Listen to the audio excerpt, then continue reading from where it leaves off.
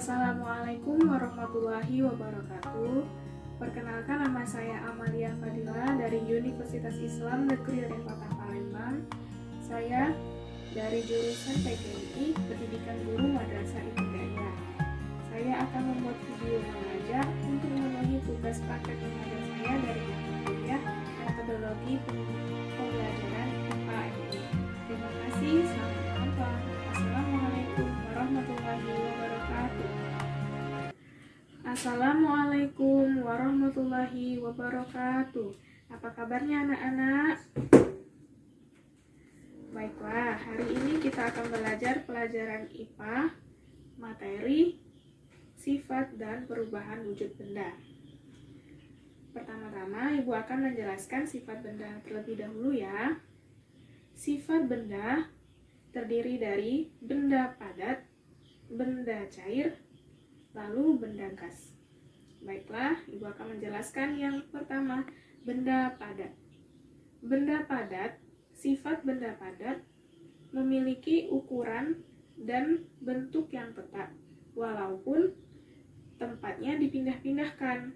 Maksudnya, bila kita memindahkan benda padat di suatu tempat, wujud benda padat tersebut masih akan tetap sama. Ibu akan memberikan contoh, misalnya buku. Buku ini kan benda padat, kemudian akan kita tempatkan di dalam kotak. Maka wujud dari bentuk buku ini akan sama, tetap tidak akan berubah.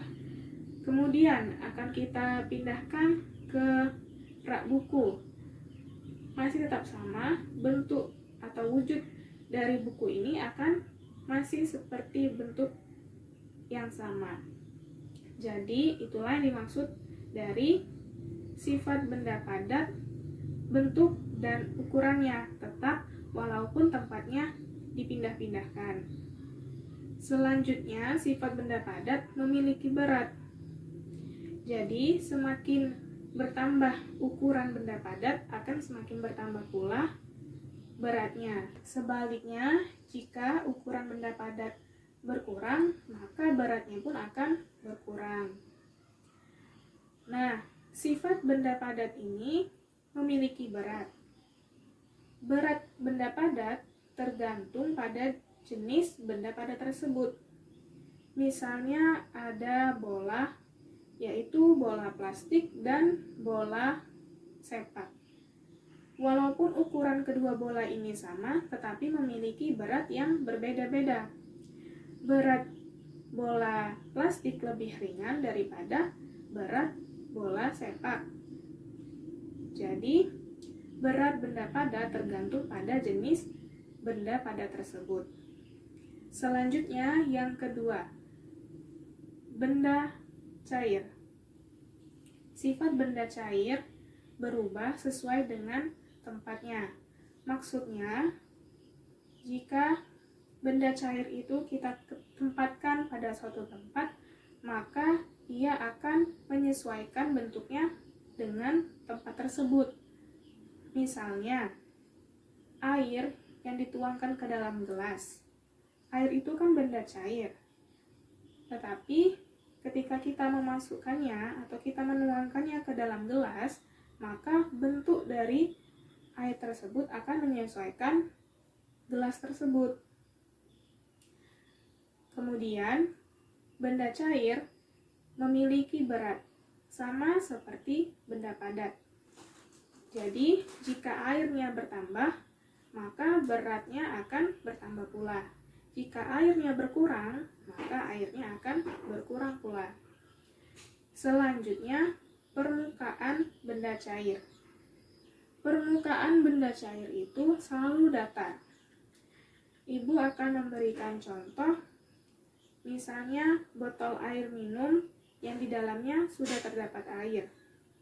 Lalu, botol itu kita goyangkan ke kanan, ke kiri, maka permukaan air itu akan tetap datar, tidak akan berubah. Selanjutnya, aliran benda cair. Ibu akan memberikan contoh ketika sedang turun hujan. genangan air akan terlihat di permukaan tanah, bukan? Ketika beberapa kemudian, air tersebut akan menyerap ke dalam tanah. Jadi, airnya melewati celah-celah tanah tersebut. Selanjutnya, tekanan benda cair. Ibu akan menjelaskannya dengan contoh. Misalnya, botol air minum yang sudah ada air di dalam botol tersebut, kemudian diberikan lubang, 3 lubang di atas botol, tengah botol, dan bawah botol. Pasti air yang di dalam botol tersebut akan keluar, bukan? Nah, jadi tekanannya itu jika makin bawah akan makin besar. Terlihat dari pancuran air bawah yang sangat jauh karena dia terletak di bawah. Selanjutnya, benda gas. Contohnya, balon gas, balon udara, dan ban yang berisikan gas. Balon gas dapat terbang karena memiliki gas di dalamnya.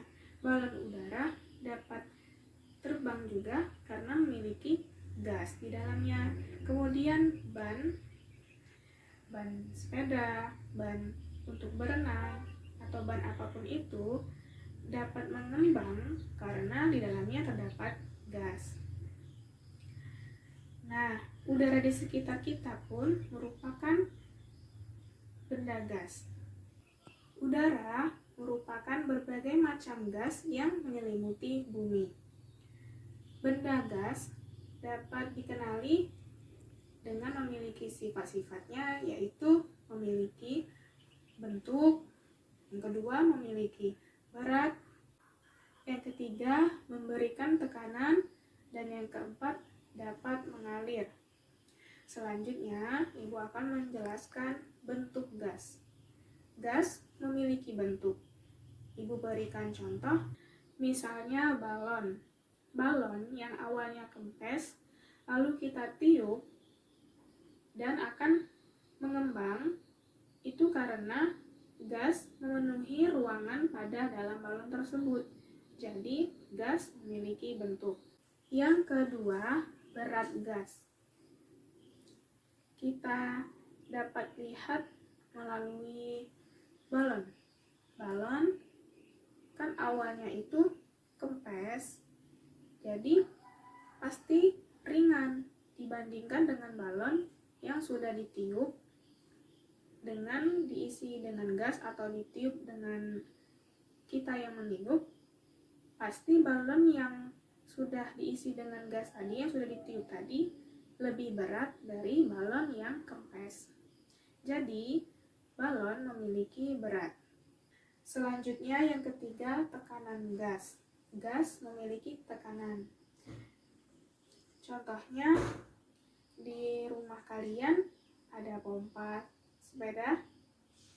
Nah, pengujian ini dilakukan oleh 2 orang.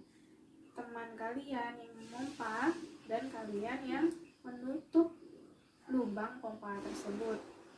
Jadi, ketika teman kalian memompa, maka tutup lubang pompa tersebut menggunakan ibu jari kalian dan akan merasakan tekanan pada lubang pompa tersebut.